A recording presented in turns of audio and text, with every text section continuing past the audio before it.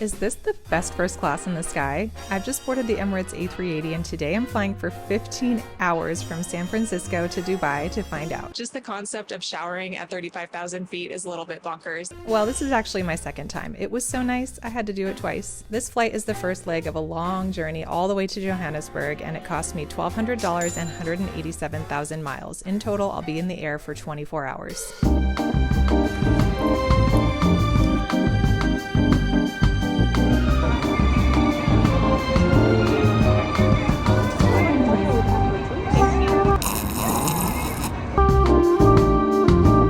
The first things I noticed when I board first class is that not only do you have one window, like you normally would in economy, but you have 3 windows to choose from. You can adjust the lighting in here to whatever your taste may be. These have like a shade on them and a little like screen thingy, and you can have them all go up or one go up. It's just little things that are so delightful. You don't usually get a basket of goodies on most other flights. Let's see what we have in here. Okay, electrolytes is a really good idea.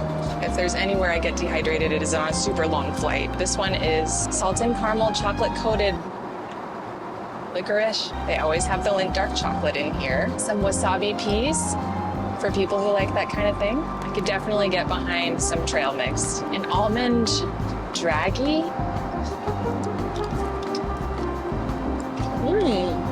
This is cute. These are all the little snacks that you can order as you watch your movies. And then they have veggie chips as well. Last thing, mitts. One of the things you need when you're not feeling so fresh coming off of a flight. Another thing that is so classic first class, especially on Emirates, is everything is gold. All of the accents are gold. The lights are gold. The frame on the TV is gold. The seatbelt is gold. Everything is gold. I think Emirates is always partnered with Bulgari. Let's see what's inside. Ooh. Well, here's a toothpaste, and by dropping that, I just noticed that there are little stars on the ground. We have a Bulgari mirror, deodorant, since there is a shower on board, would come in very handy. Honestly, these little brushes, it's horrible in my hair, but we save them for my toddler, and they're actually really useful for him. Oh my gosh, there's a little hair tie. The good stuff's in this satchel. Okay. Okay, don't know what this is.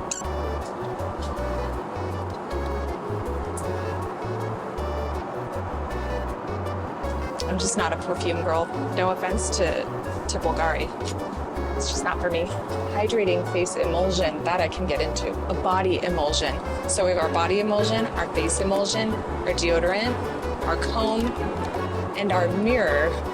That'll all be very helpful for the shower later. But before I do that, I ordered probably one of the most exciting meals you can get on first class, and it's vegetarian, and it's coming very soon.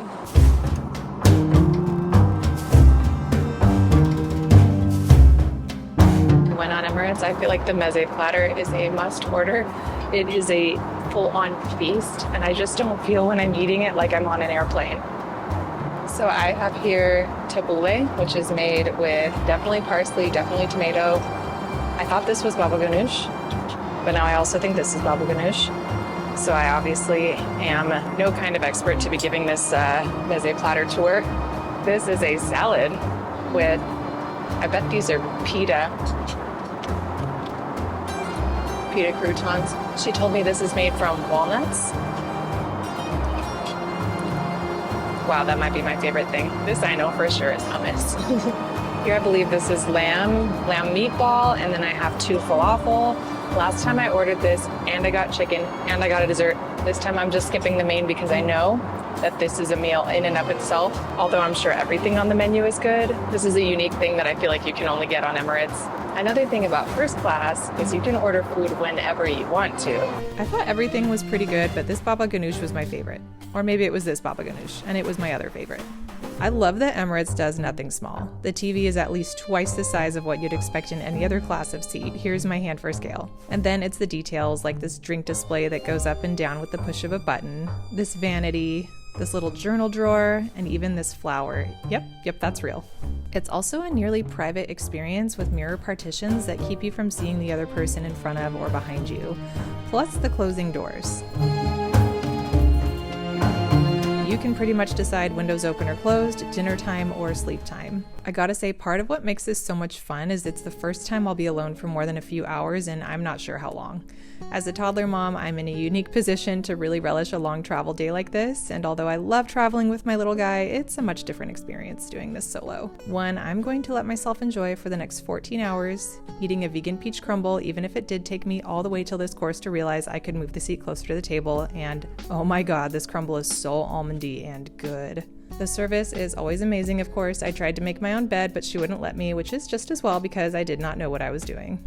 Okay, so the shower situation is, I think, what we can all agree sets the Emirates A380 experience away from everybody else. This feels more maybe like what flying private would be. I would compare it to an RV bathroom, but I've never been in an RV bathroom this big or nice. Last time I flew, it was all Bulgari. This time it is Voya, exclusive for Emirates. They have toothbrushes in here, combs, sanitary napkins, they have razors. I took a loofah, not gonna wash my hair, but you have to shower at 35,000 feet, so hairnet it is. Yeah, they have pretty much all the amenities you could possibly want, including 5 minutes of water. And on the last time I shared, people were like, 5 minutes, that's not enough. And 5 minutes might not sound like much, but it is more than enough to totally shower, to turn it off military style and shave real quick, and to rinse everything out.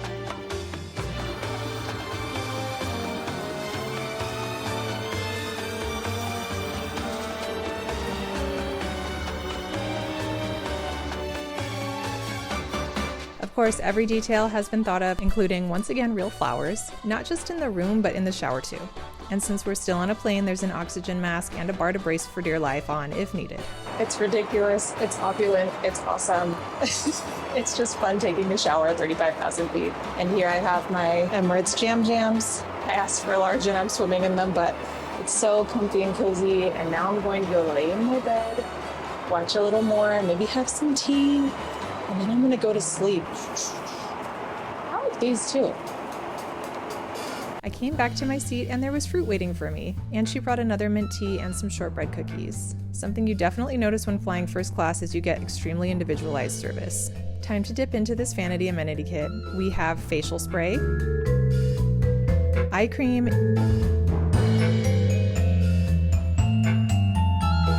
and I have my Bulgari facial emulsion from the golden amenity kit. I don't know what sleep oil is, but let's try it.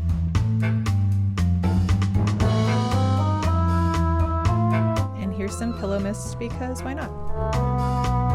Honestly, this just feels sinfully indulgent, mostly because I never fly alone anymore, but truth be told, I'm starting to get really tired, so it might be lights out time for me, falling asleep under a starry sky of sorts. After sleeping for a solid 8 hours, I made my way to the bar. Yes, Emirates has a full bar on their A380, and it's available to both business and first class. The barman took a Polaroid of me, isn't that cute? They have snacks and sweets, and it's a place to hang out.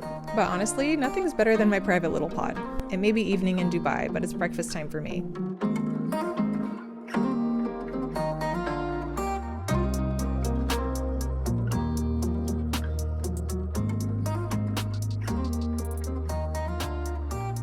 All good things must come to an end. Time to land. Got my celebratory Arabian sweets. For 15 hours, this flight felt way shorter. Service was amazing, and so was the food. I'm one lucky girl. 15 hours down, 10 hours to go. After a 19-hour layover, I would normally dread this kind of thing, but I know that I'm going to be really well taken care of, so I've got a combo coming up of going to lounges and going to a transit hotel, which they've taken care of for me. They're going to give me private transport there. And I have to say, as a toddler mom, I'm kind of looking forward to this time to just be alone, get some work done, and sleep.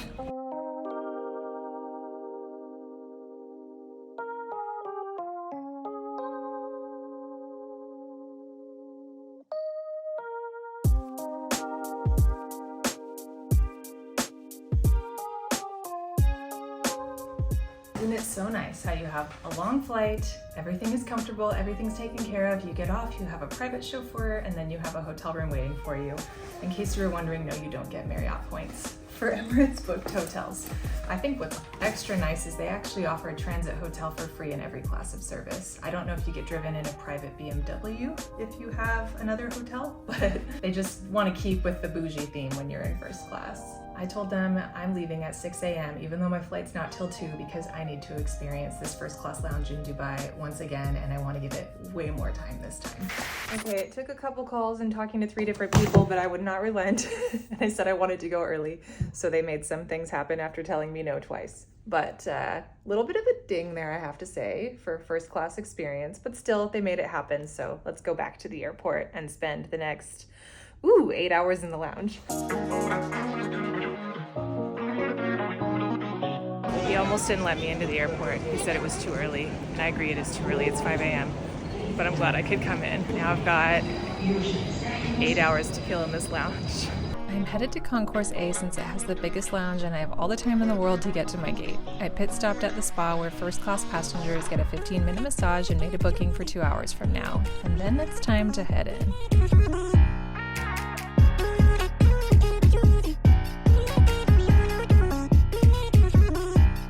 It feels a lot like a terminal with shopping and a business center. But I'm wanting the fine dining. This lounge offers restaurant-style dining at any time of day, and this menu is 14 pages long. I wanted to try something new, so I got the Emirati breakfast set, which was all new to me. And my favorite was the creamy, thick yogurt with honey.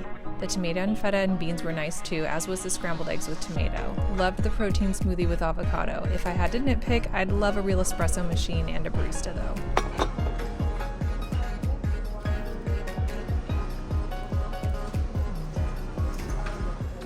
Glad I left that hotel early. Well, as it turns out, even though this is a huge lounge, I walked the whole thing already. You know, in the business class one, they have a whole bunch of different stations where you can get different food. They have a nap area, they have a whole bunch of other stuff. And here it's more like a personalized sit-down dinner type of thing. And I don't think one is better than the other. It's certainly less crowded in the first class lounge, which makes sense. But I think the best thing to do is arrive here maybe an hour or 2 before your flight and keep it at that. The other nice feature is boarding right from the lounge, but this isn't my terminal, so I won't be using that feature. Since I have 7 hours still to go, I'll get my massage, use the business room. I wish football wasn't playing, but I'll survive, eat another round, and get ready for another 8 hours in first class en route to Joburg. It's been good, Emirates.